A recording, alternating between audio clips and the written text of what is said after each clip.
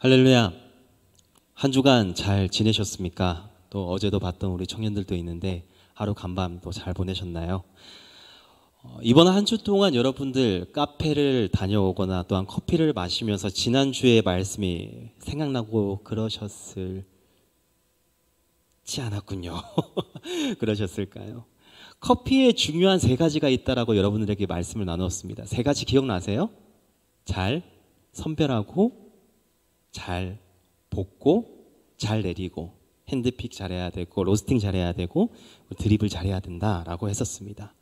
우리의 신앙이 또한 생두에서 머물면 안 된다라고 말씀을 나눴었어요. 달달 볶여야 하고, 물을 잘 흘려내보내서 좋은 향과 맛을 내야 하는 것이 커피의 의무라고 했었습니다.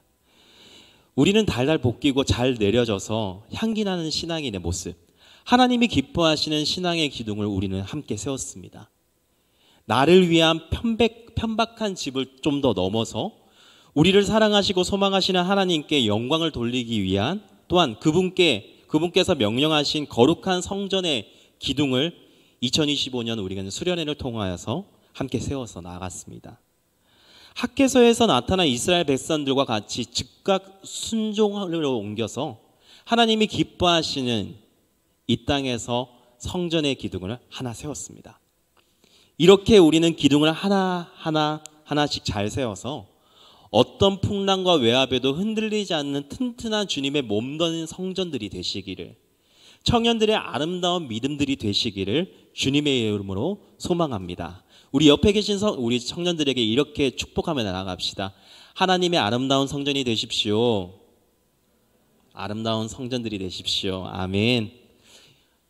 전도사님께서 이런 거 시키지 말라고 했었는데 특별히 이번 수련회 모임을 일정들을 위해서 수고해 주신 임원과 또한 지도자분들께 감사를 드립니다. 오직 하나님의 영광을 위하여 수고해 주신 우리 임원과 지도자분들께 감사의 박수 한번 부탁드릴까요?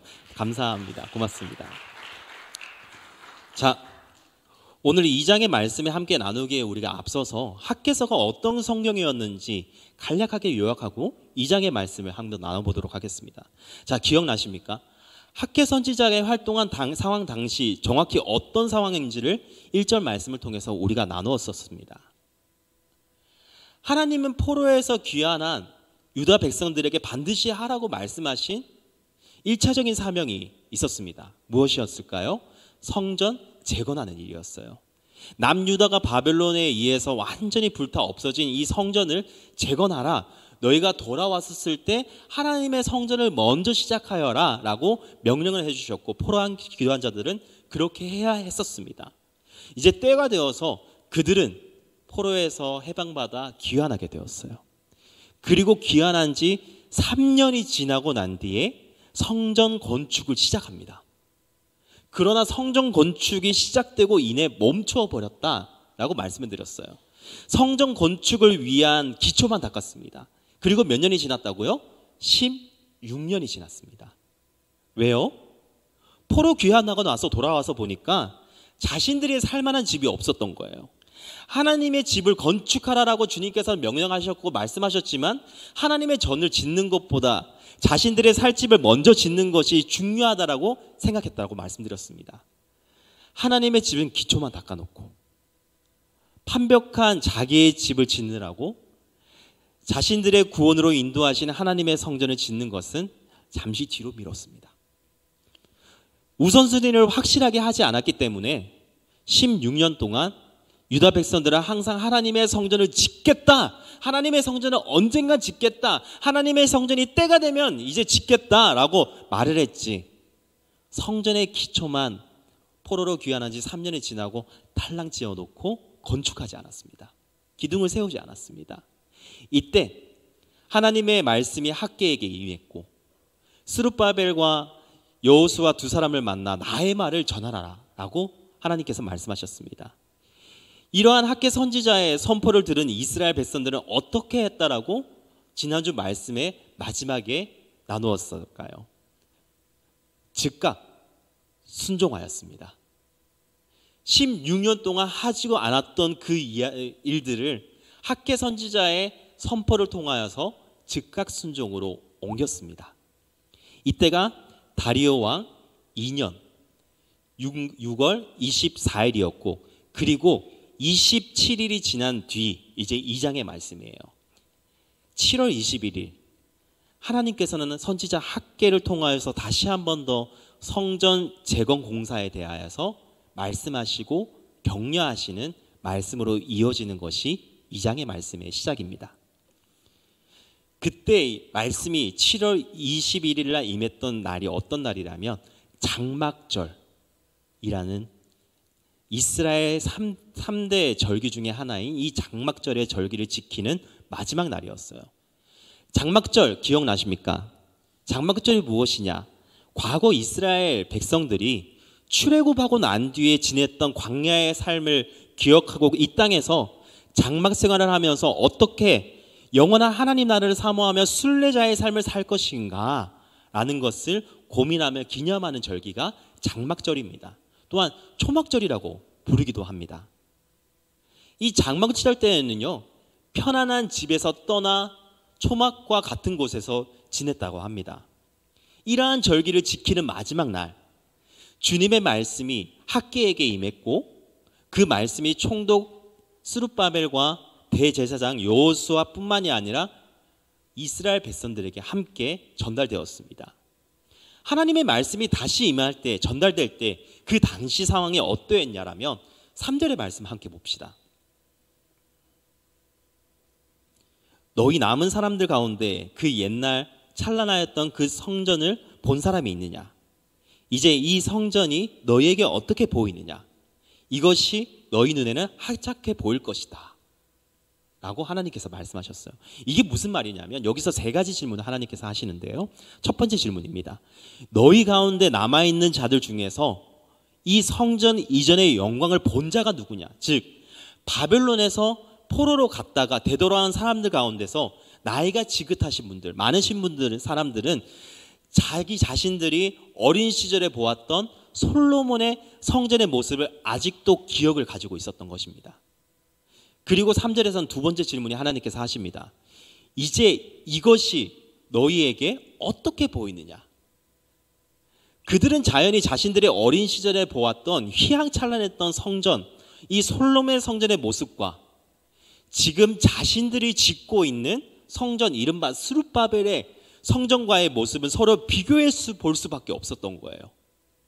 포로로 가기 전에 그 엄청났던 솔로몬의 성전과 지금 돌아와서 막 짓고 있고 자신들은 최선을 다하고 있지만 그 모습과 과거의 추억과 현재의 모습 가운데서 괴리감이 오기 시작하는 거죠.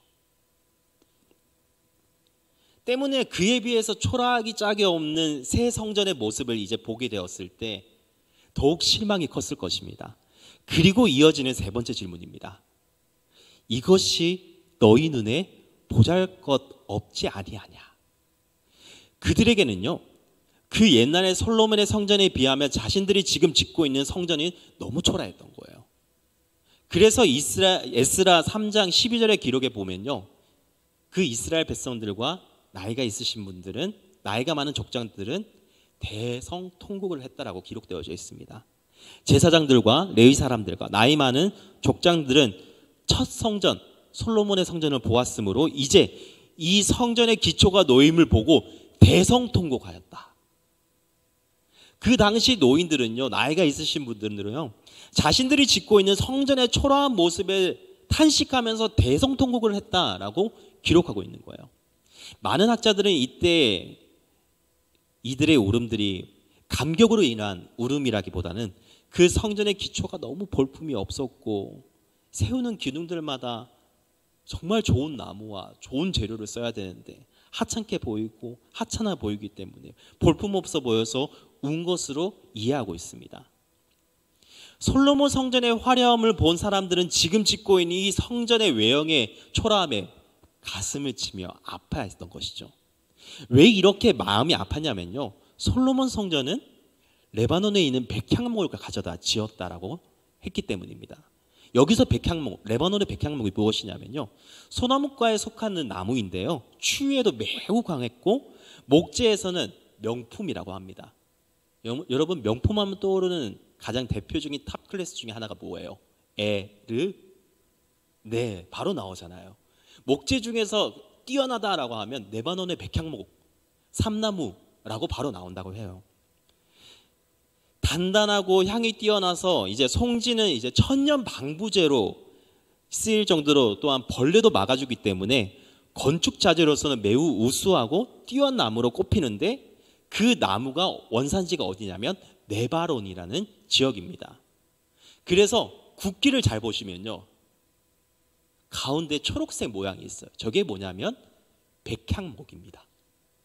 레바논의 국기의 모양 가운데 나무가 바로 백향목이라는 거죠. 그만큼 자부심이 있고 프라이드가 있었습니다. 이 나무의 진가를 누가 알아봤었느냐? 솔로몬이 알아봤습니다. 그래서 아버지 다윗과 두터운 친분을 이용해서 두로왕 히람에게 백향목을 부탁하는 거예요. 매달 1명씩 레바논으로 보내 벌목한 백향목을 바닷길로 실어와서 예루살렘을 성전을 지었다라고 기록되어져 있습니다. 그런데 지금은 어떻게 성전을 짓고 있냐? 솔로몬 당시에는 가장 좋은 나무로서 백향목으로 성전을 지었는데 지금은 어떻게 짓고 있는가? 학개서 1장 8절의 말씀이에요. 메시지 성경으로 함께 읽겠습니다. 시작. 하나님께서 말씀하셨다. 내가 너희에게 원하는 일이 있다. 작은 산에 올라가 나무를 베어 오너라. 그것을 가지고 내려와 성전을 재건하여라. 나를 위해 귀의를 하여라. 나를 높여라. 아멘. 주변에 있는 산에 올라가 가지고 거기에 있는 나무를 가져다가 지어라 라고 말씀하는 거예요. 솔로몬의 성전의 안과 박은 정금으로 입혀 보기에도 엄청 화려했습니다. 그러나 지금은 그럴 여력이 없었습니다. 그러니까 이스라엘 백성들은 허탈한 심정으로 올라가 가지고 나무를 베고 내려와서 성전을 짓기 시작했던 거예요. 그들의 마음을 우리는 충분히 이해할 수 있습니다. 그들은요, 하나님의 성전, 우리를 이끄시고 우리를 구원하신 하나님의 성전을 좀 더 잘 지어드리고 싶었는데 그만한 여력이 되지 못해서 안타까워했던 겁니다. 그러나 이스라엘 백성들이 한 가지 잊고 있었던 사실은 무엇이냐면 하나님은 외모를 보지 아니하시고 언제나 마음의 중심을 보신다라는 사실입니다. 솔로몬 아버지의 다윗은요, 하나님의 성전 짓기를 그 누구보다 간절히 사모했던 사람 중에 한 사람입니다. 어쩌면 솔로몬보다 더 사모했지 않았을까? 성경 말씀을 읽을 때 좀 묻어나오는 듯합니다. 시편 27편 4절의 말씀에 보시면요, 한평생 주님의 집에 살면서 주님의 아름다운 모습을 보고 자비로운 모습을 보고 그 성전에 살아가는 것이라고 했고, 평생의 소원이 주님의 성전을 건축하는 일이 다윗이 하고 싶은 일이라고 했었습니다. 그럼에도 불구하고 다윗은요, 하나님의 성전을 짓지 못했습니다. 왜? 하나님이 허락하지 않으셨기 때문입니다. 이유는 다음의 기록에 나와 있습니다. 역대상의 말씀인데요, 역대상 22장 7절에서 8절의 말씀에 보시면 다윗의 그 손에 너무나도 많은 피를 흘렸기 때문이다 라고 기록되어져 있습니다. 그럼에도 하나님은 성전을 짓고자 했던 다윗의 마음을 아름답고 귀하게 여기셨습니다. 그가 바라고 소망했던 성전은 비록 다윗의 손을 통하여서 짓지는 못했지만 다른 많은 축복을 허락하여 주셔서 하나님께 영광 돌릴 다른 길을, 또 다른 길을 열어주셨습니다. 이렇듯 하나님은 외모를 보지 아니하시고 언제나 마음의 중심을 보십니다. 하나님의 성전을 지을 때 크게 지을 수도 있고 작게 지을 수도 있습니다. 또 형편에 따라서 화려하게 지을 수도 있고 초라하게 지을 수도 있습니다. 혹여나 하나님이 허락하지 못해서 짓지 못할 수도 있습니다. 중요한 것은 하나님의 성전을 향하는 마음가짐입니다. 그들은, 이스라엘 백성들은 스룹바벨 당시 학개 선지자 있었던 당시에 그들의 이스라엘 백성들은요, 하나님의 성전을 더 잘 지어 드리고 싶었습니다. 마음에서 우러나오는 애통한 눈물과 헌신에 땀을 바쳤어요. 그들은 어려운 여건 속에서도 하나님의 성전을 건축하는 일에 헌신을 했습니다. 그러니 어찌 하나님께서 그들의 헌신을 기뻐 받지 아니하셨겠습니까? 내가 하는 일이 비록 작고 초라할지라도 백향목이 아니라 저 뒤에 있는 뒤뜰에 있는 나무를 베어와서 성전을 짓고 있는다고 할지라도, 오늘날 우리의 삶에서 교회에서 내가 섬기는 일이 작은 것이라고 할지라도, 아니 지금 우리가 섬기지 않는다라고 하더라도 내 마음속에서 작은 불씨가 조금이라도 피어올라 한번 해볼까? 라는 도전과 용기가 생기는 중이라며 하나님께서는 그 마음을 기뻐 받으실 분이십니다. 이러한 마음을 가졌던 이스라엘 백성들을 하나님께서는 다음과 같이 격려하시며 위로하십니다. 본장 4절에서부터 9절의 말씀, 우리 함께 천천히 PPT도 보셔도 되고요, 여러분 성경 말씀을 보셔도 되겠습니다. 4절부터 천천히 함께 읽어보겠습니다. 시작. 이제 힘을 내어 나 주의 말입니다. 여호사닥의 아들 여호수아 대사장, 힘을 내어라. 나 주의 말이다. 내가 너희와 함께 있으니 너희는 이를 계속하여라. 나 만군의 주의 말이라. 5절입니다. 너희가 이집트에서 나올 때에 내가 너희와 맺은 바로 그 언약이 아직도 변함이 없고 나의 영이 너희 가운데 머물러 있으니 너희는 두려워하지 말라. 6절. 나 만군의 주가 말한다. 머지않아서 내가 다시 하늘과 땅 바다의 묻을 들이흔들어 놓겠다. 7절. 또 내가 모든 민족을 뒤흔들어 놓겠다. 그때 모든 민족이 내가 이 성전을 보물로 가득 채우겠다. 나 만군의 주가 말한다. 8절 시작. 마지막 9절 함께 큰 목소리로 읽겠습니다. 시작.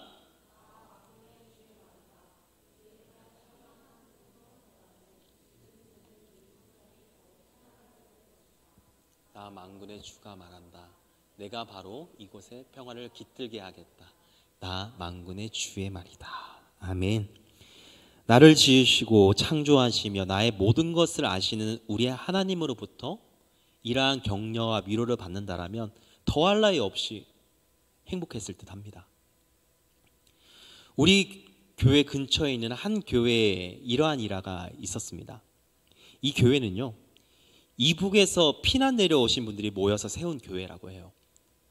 피난 시절이라 모두가 어려웠습니다. 궁핍했습니다. 그들은 남산 기슭에 자리를 잡고서 이제 누더기 천막을 쳤어요. 그리고 함께 모여서 하나님께 예배를 드렸다라고 합니다. 하루는요, 눈이 너무 많이 내렸던 거예요. 너무 많이 내렸어요. 눈이 많이 내리다 보니까 천막이 쳐져 있는 곳에 그 눈이 쌓이기 시작했고 천막이 그 무게를 견디지 못하고 무너져 버렸다고 합니다. 목사님이 기도하는 가운데 이제 성전의 건축의 필요성을 느꼈다고 해요. 이제 주일날 그러한 내용으로 이제 설교를 했더랍니다. 현실적으로는 교회 건축이 불가능해 보였습니다. 왜요? 모두가 다 가난했기 때문입니다. 그러나 그들은 하나님의 종이 선포한 말씀을 사람의 말로 받지 않았습니다. 학계 선지자가 선포하였던 그 내용을 하나님의 음성으로 받았듯이 그들 동안 목사님에 통하여서 전해져 있던 말씀을 하나님의 말씀으로 받았습니다. 하나님의 말씀으로 받고 그때부터 그들은 성전 건축을 위해 기도하기 시작했습니다. 이제 여기서 중요한 이야기예요. 어떤 사람은요, 자기는 현금이 없기 때문에 결혼 반지 어디 갔지? 결혼 반지를 하나님께 건축 헌금으로 드린다라고 바쳐서 냈습니다. 어떤 사람은요, 자기가 가진 것이라고는 입는 옷 외에는 덮고 자는 담요 한 장뿐인데 그 담요 한 장을 하나님께 바쳤습니다. 또한 어떤 사람은요, 숟가락 한 개와 밥 공기 하나뿐인데 그것을 하나님께 드리겠다라고 가져와서 내놓았습니다. 자, 여러 물품이 있겠지만 이 중에서 어느 물품이 제일 가치가 있을까요? 결혼 반지죠. 결혼 반지를 제외하고 사람들의 눈에 보기에는 보잘것이 없어 보였습니다. 그러나 성령님께서 그들과 함께 하셨고 그들에게 많은 복을 주셨습니다. 그들의 마음을 기뻐 받아주셨고 그 교회를 축복해 주셨어요. 그 교회가 어떤 교회냐? 우리가 잘 알고 있는 영락교회의 이야기입니다. 창조주 하나님을 위해서 일하는데 우리 주 하나님께서 가만히 있겠습니까? 우리 해방교회의 역사만 보더라도 알 수 있습니다. 우리 교회도 또 동일한 그러한 스토리를 가지고 있다라고 압니다. 이것을 기억해 주시기 바랍니다.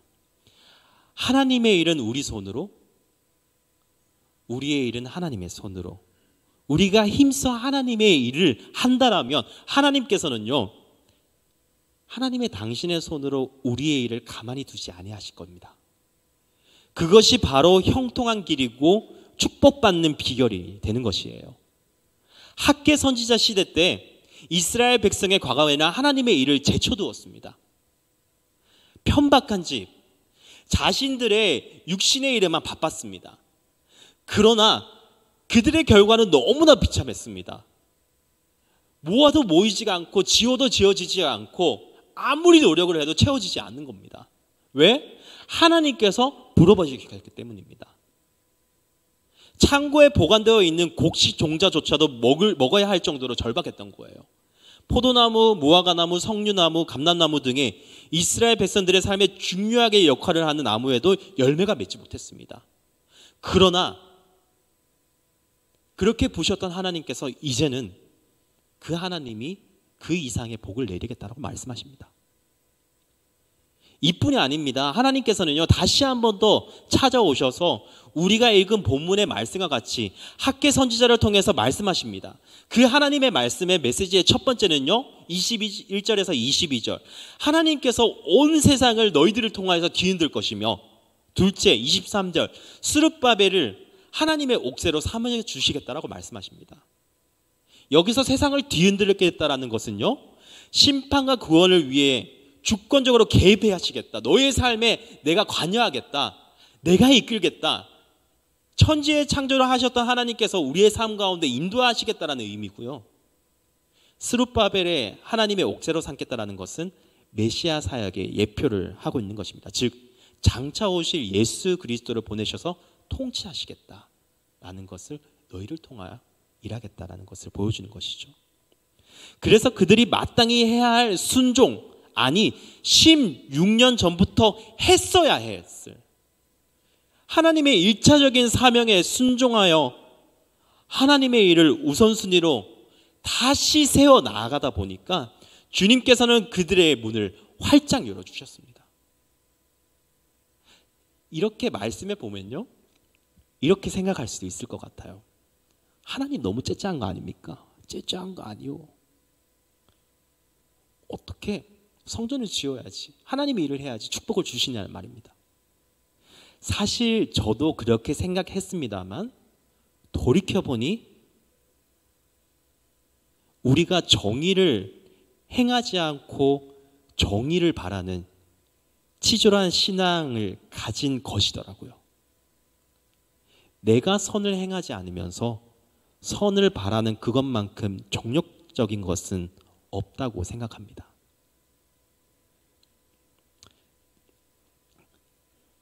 하나님 째째한 것에 대해서 다시 한 번 더 생각을 돌이켜 봤을 때 한 가지 영상이 생각났습니다. 이렇게 생각해 보니까 하나님의 마음을 조금 이해가 되더라고요. B2B 이창섭이 진행하고 있던, 이제 하차했나요?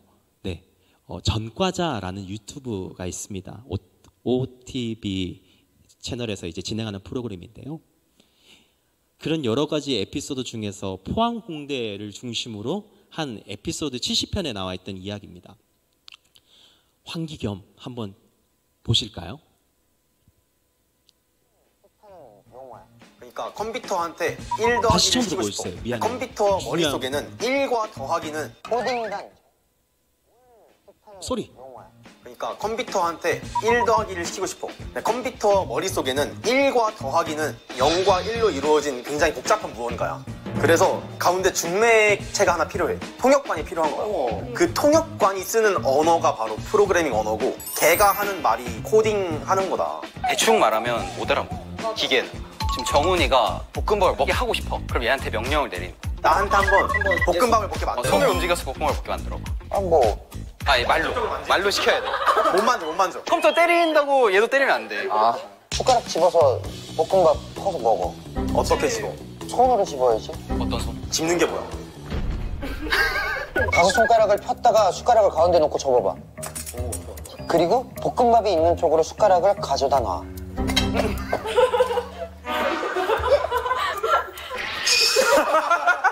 코딩이란 정확하게 네, 뭘 감사합니다. 뜻하는 용어야? 그러니까 컴퓨터한테 코딩이란 하나님이랑 어찌 비교하겠습니다만, 비교하면 안 되겠지만 여러분께 이해가 조금은 되라고 이제 비유를 하는 거예요. 무슨 이야기를 하고 싶냐면, 내가 입력각을 올바로 두지 않았는데 하나님께서 축복의 문을 열어주시겠냐는 겁니다.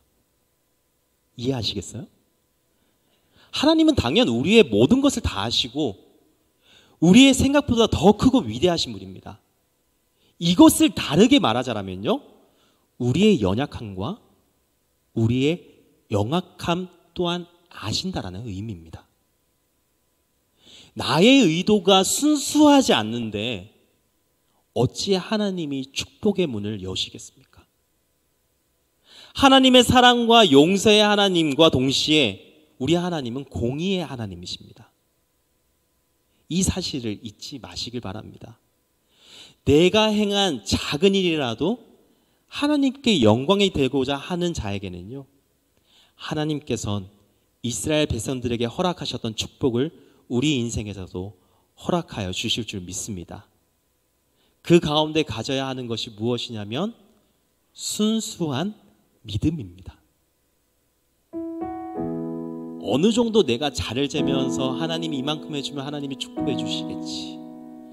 이 정도 기초를 했으면 하나님이 나의 삶 가운데 역사하시고 만져주실 거야. 큰 착각이고 큰 오산입니다. 그것은 단지 주술적으로 우리가 신앙생활을 하고 있는 거예요. 하나님을 자판기로 생각하면서 내가 이만큼의 값어치를 투자를 하면 하나님께서 나에게 원하시는 것을 들어주실 거야. 우리가 해야 되는 신앙은 그러한 신앙이 아닙니다. 순수한 믿음, 온전한 신앙을 가지고 살아갈 수 있기를 원합니다. 입력값을, 성경 말씀에 나와 있는 신앙의 모양을 어떻게 해야 되는지 우리가 그대로 실천하지 않으면서 하나님이 원하시는, 하나님이 주시는 복을 바라시면 안 됩니다. 말씀 가운데 살아낼 수 있는, 아니, 우리가 당연히 해야 될 것을 하기만 한다면 하나님은 복을 넘치도록 주시는 분이실 줄 믿습니다. 그러한 복을 마음껏 누리며 살아갈 수 있는 우리 청년들의 삶이 되기를 소망합니다.